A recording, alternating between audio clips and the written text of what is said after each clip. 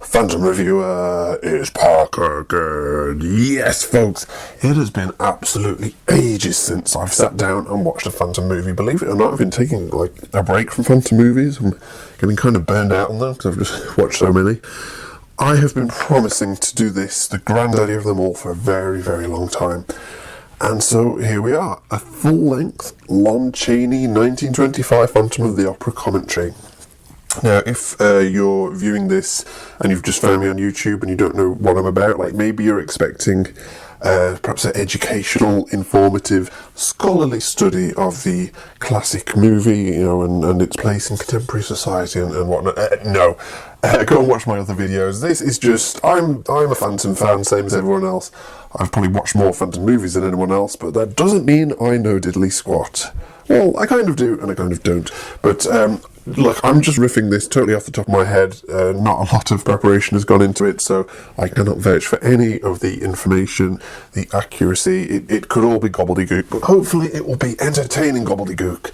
So curl up, turn the lights off, just get snuggled up with some popcorn and imagine I'm sat beside you, watching this movie with you, perhaps with my little arm, my little hand creeping upon your shoulder and bringing you in closer, ever closer. And that's just for the gentlemen. Imagine what I do to the ladies. Oh, right then. So let's get started with this movie. And right off the bat, this is probably the version that a lot of you may not have seen. Whoa! And this is a clue that we're not in Kansas anymore, Dorothy, okay? I honestly don't know what's up with this scene. Presumably this was like a little sound insert with the Lantern Man, and he'll come out saying like, "Oh, this opera house is scary," and whatever. A lot of people believe this is like a little insert for foreign markets, for when the sound version was reissued, but that doesn't really belong in this version because this is actually as close to the original as you can possibly get. The version that most people have seen, I'm sure you're aware, is like a silent version of the sound version, if that makes sense. We'll come into that a bit later. The 1929 reissue, which has superior print quality. But this is actually the original New York premiere version, which was shown at the Astor Theatre, I want to say. I could be wrong on that. So this has got a whole bunch of stuff, like these bearded gentlemen, and many more scenes that are not in the versions that a lot of people have seen. The cutting order is different. It's a whole different experience altogether. It's from different camera angles. We'll go into that a little bit later, but I'm missing all this good stuff, like Philippe Auguste Brienne, whoever he is. Okay, so I guess that's Raoul's brother. Oh, here we go.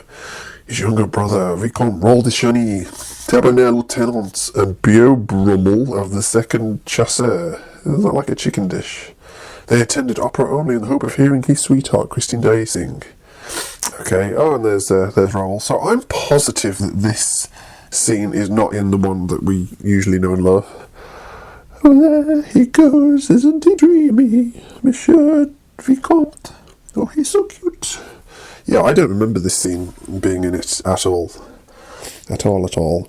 Now, this is not the grand staircase of the Paris Opera House. The exteriors might be, I honestly don't know, but inside it was all a set. It was on stage 28, and it was a magnificent opera house set at Universal Studios. You could actually visit it until fairly recently. I think it was 2014. They bulldozed it and just destroyed it, and there was a big petition to try and save it, but like, nope, they just like knocked it down to make some sort of amusement park attraction, you know, I don't know what it was for. But yeah, so they destroyed this beautiful set. It was used for a lot of things. I believe it was used in Psycho and the 1943 remake, of course. And I'm really sad that I never got to see it. That was one of my bucket list things, that I could make a pilgrimage to stage 28. But it's not there anymore. They tore it down. Damn you all to hell. Yeah, so I'm really sad about that. Terrible shame. It kind of gives a kind of resonance to, I don't know if you've ever seen Phantom of Hollywood, which is like a really crappy Phantom spin-off. It's on my channel if you want to check it out. You know, where the MGM's destroying all their old sets and this old actor's not happy with it at all. Ah, chandelier. I saw chandelier.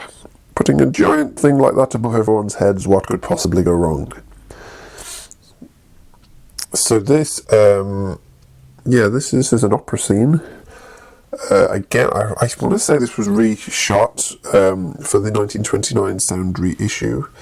It's either this one or the other one, or maybe both, that features Carla Lemley, Carl Lemley's niece, I guess.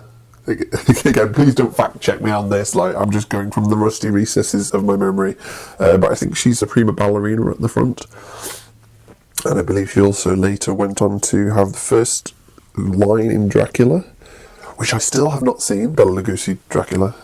Lugosi, however you pronounce it. Still haven't seen that movie. I'm not big into vampires. I like phantoms, and I like them to be in operas. So here's an opera. Where's the Phantom? It takes a long, long time for the Phantom to appear in this, unfortunately. So here we have Mary Philbin, who to me is the quintessential Christine in appearance anyway, even though she looks nothing like her appearance in the book, where she's blonde and Swedish. But I don't know, I just think she has a classic Christine look, and I like her. I think she's pretty. She's really pretty. She's quite young when she did this, I think maybe 16, 17. She got her start in Hollywood. She won, or shortlisted for a beauty competition, I think, when her photo was submitted. And she got a contract. And she's been in a few films, but this is like one of her pretty major ones. Here's Norman Carey, who, he's also a big silent movie star. You'll see him in The Hunchback of Notre Dame, and probably a bunch of other films. Oh, he was in the... have you ever seen The Unknown? Now, that is a good Lon Chaney movie. I think Norman Carey plays a strongman in that. Absolutely brilliant Lon Chaney film. Better than this, to be fair. And in better quality. Christine, my love, when can we be married? Like, who are you? I'm the little boy who picked up your scarf. I cannot leave the opera now. There is a strange force that drives me on. On. The force surrounds us and binds us. Ooh, kissy, kissy. Apparently, Norman Carey was like a real groper with Mary Philbin. Mary Philbin seems to be like a really sweet, innocent kind of girl. You know what? This is the only bit here that I sort of like her acting. Her acting is pretty bad in this, which is probably the fault of the director, Rupert Julian, but that little look, that little like, oh, what am I going to do? Or, he's nothing to do with me kind of look. So, yeah, this follows the basic plot of the book reasonably well, in that it starts off with the new managers taking over. A lot of versions don't have that. It's a very impressive cape, sir, and a very impressive beard. That's, I like that Dracula cape. Ivan Tosaka blood. Here is your cursed opera house. I mean your not cursed opera house. That beard's got to be fake, surely. Looking very smug as I hand over their cursed opera house. Yeah, there's not much like title cards in this, so we don't get the full thing of what's going on. I guess that's fairly standard for silent movies. I haven't seen that many, to be fair. There's a few Chaney films I've seen. So a lot of it you have to just make it up in your own head what they're talking about, which I might try and do that. Make it a bit more interesting. A phantom! Ho, ho, ho, ho, ho. Ho, ho, ho. You don't believe us? You will become a true believer. And in the film.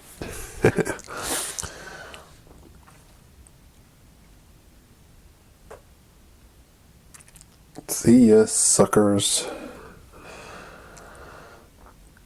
No, I don't actually believe. I mean, they set all that up, but you barely see them. I think they're in one, well, okay, maybe two more scenes. In the cellars of the opera house. Simon, the scene shifter, and his brother Joseph. Oh, yeah. You know, this I also believe is a new scene. Well, I say new scene, it's an old scene. I don't remember this in the 1929 version at all.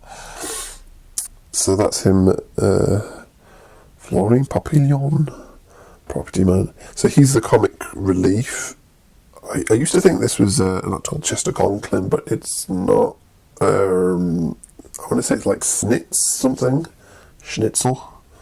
don't know. I should have got a cast list up for this, shouldn't I? But yeah, he's a comic relief in this of sorts. I do like this scene here, the lighting. I think this is very effective, very classic Universal horror. Don't know what that big mouth is. Looks like a piggy. I think it's meant to be a dragon. Ah, a shadow.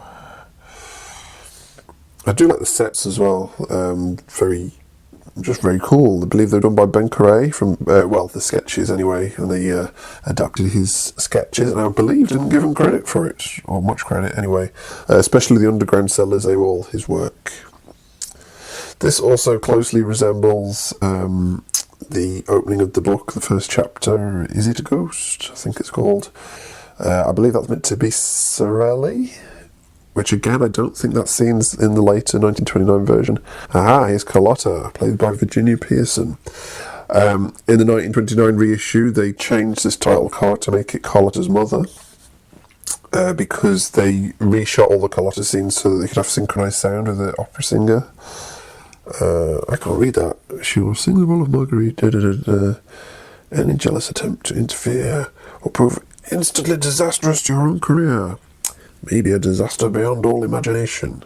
She is not happy about this. I wish I knew what she was saying. She's not happy. Title card. Begone! Person loitering. Now, I believe this is the genesis of the whole Carlotta being insanely tickle. Ooh, smack. Bitch slapped by a fan. This is the genesis of the whole Carlotta being insanely jealous of Christine, because I don't believe, and I could be wrong, please don't correct me in the comments, I don't believe that they had that rivalry. As far as I remember, Carlotta's just at home and she gets a note saying not to come on. But I don't think there's this whole antagonism between Christine and Carlotta. And then... Sorry, I'm just reading those titles out of context. I'm not going to say anything. I forgot what I was talking about. Oh yeah, so the 1943 one expanded on that more, that rivalry, and quite a lot of versions since. Of course, the Lloyd Webber version, the Charles Dance one, I think even the Michael York one, Maximilian Schell had it. The Persian! Now, it'd be interesting to see whether he's addressed as the Persian in this, because the later one calls him Inspector Ledoux of the police, but of course he's wearing his fez and his Persian attire. So that the whole plot and the character names change quite dramatically from version to version. Could he be the Phantom? Joseph Bouquet has really seen the Phantom. Let's ask him. Yes, let's. They do like to spin, these little ballerinas. Whoop, they caught me.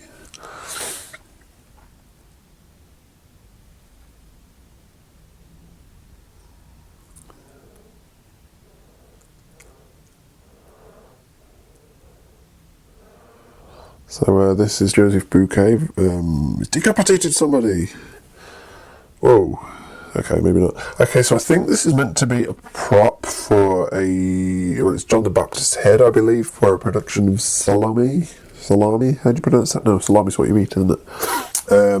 Which I think is an anachronism, because I don't think that opera was out at the time that this is set, but yeah.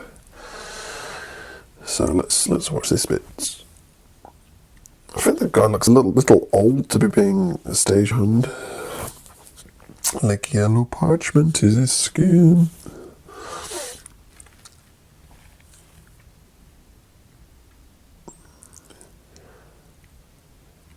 Awesome scary face there.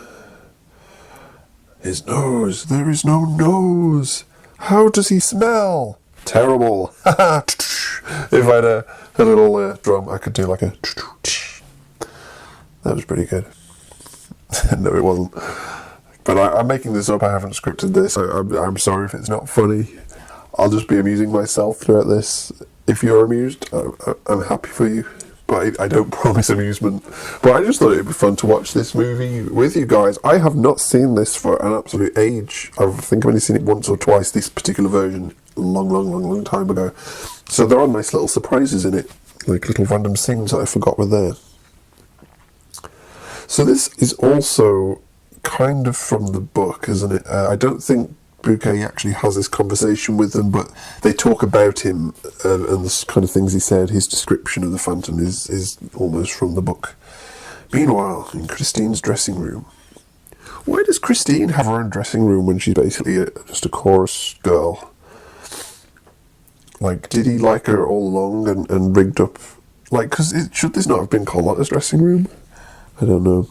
I think Mary Philbin is really pretty. I love her hair, particularly in the Faust thing. I know that's not, it's like probably a wig. It's a wig! It's a wig! It's a wig. Oh, she's got a maid. Just like the Dario Argento version. Let's hope she's sassy and amusing. Yeah, and The Man Who Laughs, Mary Philbin's in that, and she's very, very good. So it's not like she's a bad actress. She's just probably not being directed particularly well by Rupert Julian, who was really like, the Joel Schumacher of the 20s. Bit of a hack director. Nobody liked him. Chaney did not get on with him. Talk about that a little bit later. From the hidden spaces behind the walls, a melodious voice, like the voice of an angel, spoke to her. Oh, there we are. First sight of Chaney. Presumably it's Chaney. I actually don't know. It could be a body double. On Wednesday night, my child, Madame Carlotta, will not sing. Oh, shocker! Madame Carlotta is his child. I did not know that. That's worthy of an Andrew Lloyd Webber sequel. She does like clasping her hands. I imparted the full measure of my art. You will triumph. All Paris will worship you. I think that is Chaney, because you can kind of tell from the hands sometimes. There's some really good handage going on. I know that the 29 version had, I think those scenes were reshot with somebody else so that the dialogue would match, because there's really awkward voiceover. They weren't legally allowed to use Chaney's voice, so they had to change the character to like a messenger from the shadows who's like, the master awaits, be prepared. Like, honestly, like that. Like, I think I did that better than he did. Yeah, it really sucks. So I want to say those might be re-edited, but I want to say that's Chaney. Well, that was a really long staircase descent. Yeah, who is that girl who's like constantly like, wee, I just want to twirl and twirl, because I'm an excitable ballerina. Have you guys seen that film Ballerina, or in American it's called Leap? Whoa, what's that? Sorry. She's set in the Paris Opera House. I may do a mini review on that at some point. It's the Paris Opera House scene's really, really pretty. It's not a bad film. Not a bad film at all. Whoa, someone's strung up there. Are they? This is like, oh, what the hell is that? This is like the Munchkin in Wizard of Oz, the hanging Munchkin. How come that's not a conspiracy theory? I don't remember seeing that hanging there.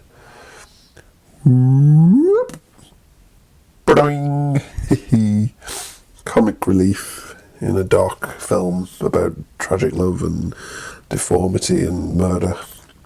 I think it's totally out of place, to be honest. I'm surprised this wasn't like an addition when, well, maybe it was when test audiences found that this like was too dour. And they did, of course. They really did. There was a lot, of course, the missing graveyard sequence, which I think would be coming up shortly after this. Talk about that in a little while, maybe, if I remember. Yeah, so this scene also is in the 1929 one. Hey, that dog's digging up the lawn. Don't stop it. Oh, there's Christine playing with her pussy. Meow. Meow. Ha ha ha. Such a simple child. She must become my property, and our little cat too. It's a nice dress. I think that's the dress that Christine wears in the graveyard sequence later. But what's she doing on the floor? What's she got in her hand? It looks like a bra. No, I'm curious now. What is that she's got in her hand? She was like dangling it on the floor for unknown reasons, like she was trying to amuse a grasshopper. That's a big clinch. Yeah, get off. Yeah, by all accounts, I mean, this is probably libelous, but by all accounts, Norman Kerry was a bit of a grope artist. Like, he was always trying to cop a feel of her. He looks like he's trying to do it right now, to be honest. She doesn't look entirely pleased with that. So, good casting, I bet. In fact, the character of Ral in this is a lot more forward and, like, more of a nasty piece of work, I think. Like, more of a douche. In the book, he's a bit effeminate and like a bit of a milksop, but he does love Christine, and he's very super young, like they're kids basically. But here he's looks a lot older and he's more dashing, and they're trying to make him more of the romantic lead, but he just comes across as a douche, really. And subsequent versions will adapt that, as well, trying to make him the hero, but you just root for the Phantom basically. Maybe not so much in this. I don't think Christine should be with either of them. But I still root for Chaney because he's awesome. This is interesting. So this has got a little bit of Christine's backstory with the Angel of Music, or the Spirit of Music as it's called in this. The 29 reissue, I think, makes no mention of that. There's no explanation of why she's having singing lessons from a voice in the wall, or why she'd be happy to go along with that. Here, at least, it is explained, so that's good. I wonder why they call it the Spirit of Music and not the Angel of Music. Maybe it's so it wouldn't be blasphemous. I have never seen him. He has been my inspiration, and I must obey him. So is Ral going to be supportive or douchey? Of course he's going to be douchey. I think that lines out the book, actually. This scene, I think, takes place in the Perros graveyard of the novel. But this exchange is quite close to the book. Oh, she's upset now. That was an awkward cut, actually. She went from, like, smiling and happy, and now she's like, oh, bugger off, I hate you. I spit on you. So I think after that is when there would have been the classic Perros graveyard sequence that is unfortunately missing in the novel, of course. Christine prays at her dead father's grave. Oh, I hope he's dead if he's in the grave, because that would be awkward. And the Phantom turns up and plays the violin, and Ral's eavesdropping because he is a creepy stalker after all. Oh look, Faust. This scene is new as well. What was I saying? And he plays the violin to her, and then when she leaves, Ral tries to follow the Phantom, and he bowls skulls at him, because this is a graveyard where there's like skulls just out in the open for some reason. I mean, that's a detail from the book. I've always been a bit puzzled about why there would be skulls in the graveyard. But yes, as I was saying, yes, so the Phantom like bowls them at his feet, and then in the book, he confronts the Phantom and sees the face of the Phantom, and it's so horrific, he just faints dead away. I think in this one, that was originally the plan, but they didn't show it. I think he was to have a skull face, like a skull mask, similar to his Red Death thing, not his Red Desk. Ral wouldn't faint for seeing a red desk, would he? Well, he might do, actually, because he's a bit of a weakling. I'm getting sidetracked. What was we talking about? So that, I think that's how the scene goes, and it's a lost scene, and that really sucks, because when they had the early screening, I think the first screening was in LA, Los Angeles, for those who don't know what LA is, and it didn't test screen very well at all. They thought it was too depressing and long, and the original was much, much closer to the book, with the whole Persian backstory and this graveyard scene, but they cut a lot of the stuff out that the audiences didn't like, and one of the things they didn't like was the graveyard sequence, because I think it offended some people, because of the religious imagery in it and that.